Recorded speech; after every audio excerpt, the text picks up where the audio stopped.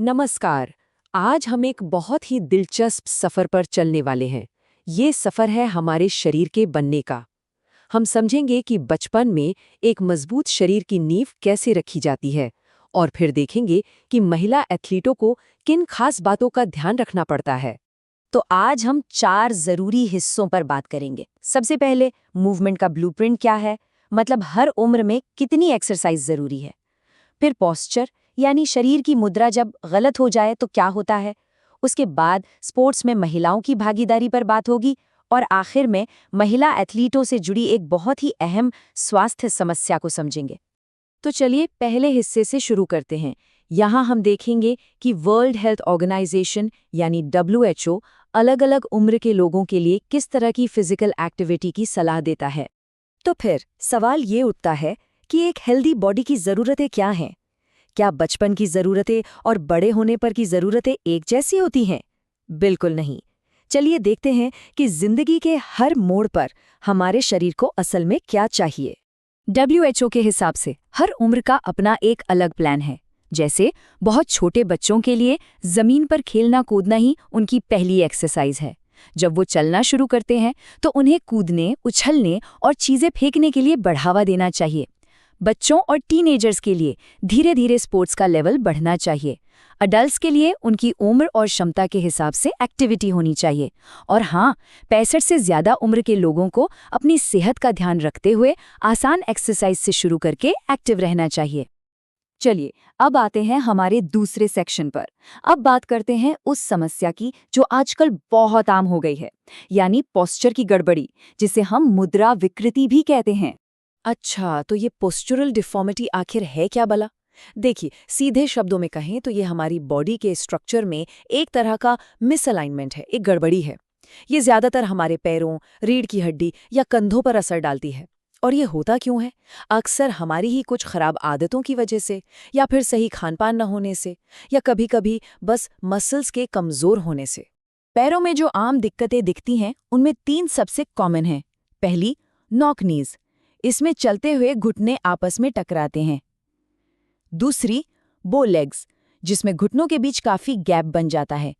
और तीसरी, flat foot, जिसमें पैर के तलवे का आर्च खत्म हो जाता है और वो पूरा जमीन पर सपाट पड़ता है। अब जरा नॉक नीज और बो लेग्स में फर्क को समझते हैं। नॉक नीज में, जैसा नाम से ही पता चल रहा है, घुटने अंदर की तरफ आते हैं। इसे ठीक करने में घुड़सवारी और पद्मासन जैसी एक्सरसाइज काफी मदद करती हैं। दूसरी तरफ बो लेग्स में घुटने बाहर की तरफ निकले होते हैं। इसके लिए पैरों के भीतरी किनारों पर चलने की प्रैक्टिस करने से फायदा हो सकता है। अब बात करते हैं रीढ़ की हड्डी से जुड़ी 3 बड़ी समस्याओं की। लोर्डोसिस में कमर का निचला हिस्सा अंदर की ओर बहुत ज्यादा मुड़ जाता है। काइफोसिस में पीठ का ऊपरी हिस्सा बाहर की तरफ झुक जाता है, जिसे हम कुबड़ या राउंड बैक भी कहते हैं। और स्कोलियोसिस में रीढ़ की हड्डी सीधी रहने के बजाय एक तरफ एस की तरह टेढ़ी हो जाती है।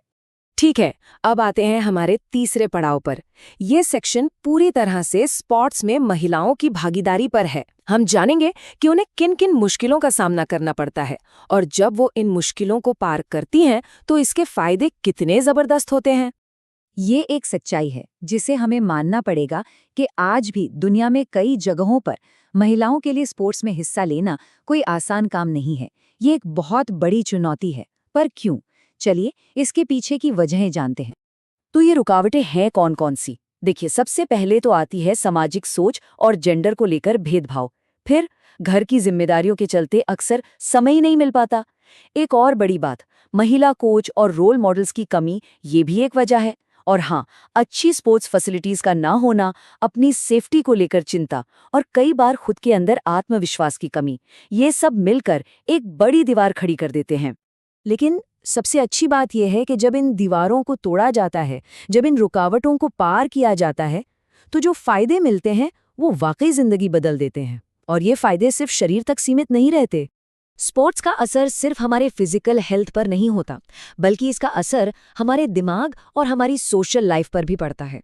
जैसा कि हम यहाँ देख सकते हैं, फायदे 3 लेवल पर होते हैं: शारीरिक, मनोवैज्ञानिक और सामाजिक।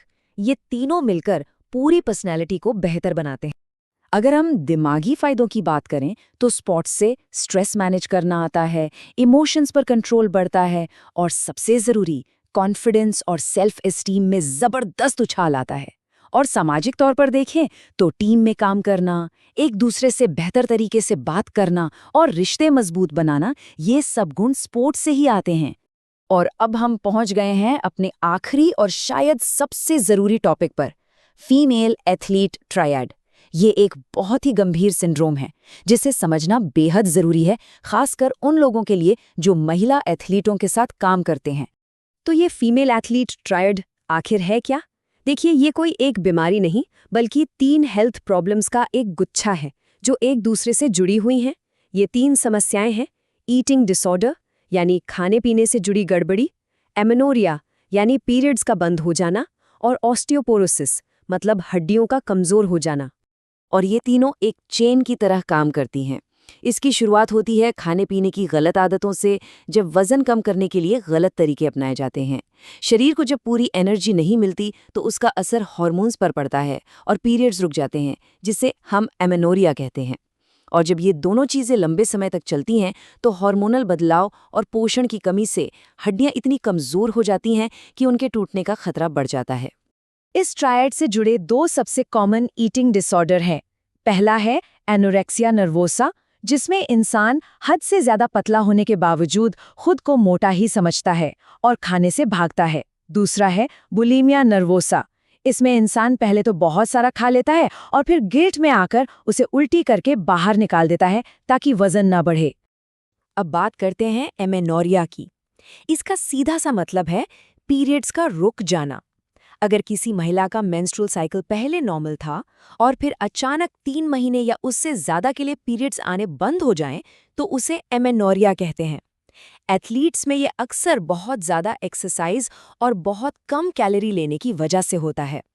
तो आखिर में एक बहुत जरूरी बात याद रखनी चाहिए: अपने शरीर को समझना सिर्फ एथलीटों का काम नहीं है। ये इंसान की क्षमताओं को निखारने और एक स्वस्थ समाज बनाने की दिशा में पहला कदम है। ये जानकारी हम सभी के लिए बहुत मायने रखती है।